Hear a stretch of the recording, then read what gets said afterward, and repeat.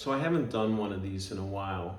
And in fact, I have to go back, or I'm going to do one for the post I did in January soon about civility is overrated. But this one is about my most recent post from about a week ago, which is called Existential Isolation.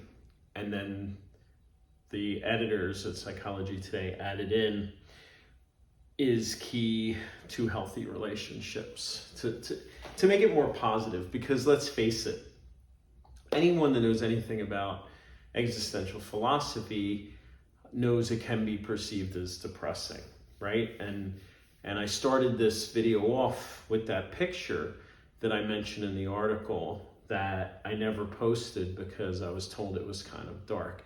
And the idea of existential isolation actually is really dark. The fact that we're utterly alone, that no one will ever completely understand us. No one will experience what we've experienced.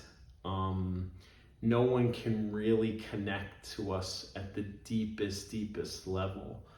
And that we're alone, like ultimately we're alone, is kind of sad and depressing. And I was listening to a podcast this morning that had nothing to do with existentialism, actually. It's a therapist doing couples therapy, and the husband in this couple he has Parkinson's disease, and an early onset, like he's under 40 years old. And one of the first questions that the therapist asked is, what's your support system like? Besides each other, like who else is there for you guys? And they're rambling off like friends and family and everything. And then he said, but it is lonely sometimes. And the therapist didn't really go with that because I don't really consider her an existential therapist.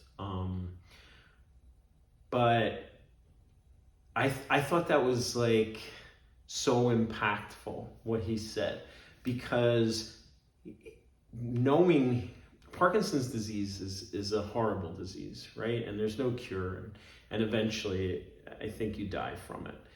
And him knowing that is why he's alone. Like, that's existential isolation, knowing no one can feel that or relate. Of course people can relate, but nobody around him knows what he's experiencing internally completely. And I thought that was a great example of it when I was listening to that podcast today.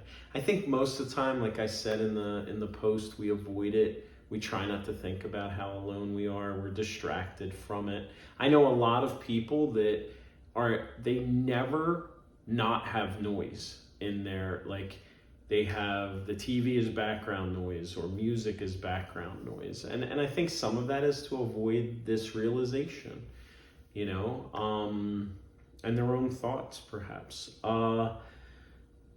But the silver lining on that post, or in that post, or to existential isolation period, is that's how you really can connect to another human being.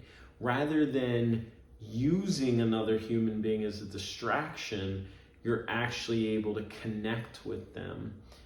There's a really beautiful quote in the post, and I'm not going to butcher it in this video. I don't have it in front of me. I'm not going to butcher it. But it's basically, you have to face it, and only then can you create a bridge to another human.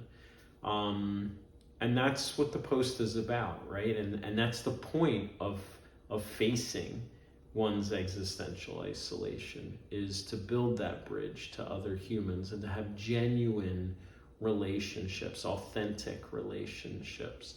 And existentialists believe to do that, you have to first face the fact that you're ultimately alone.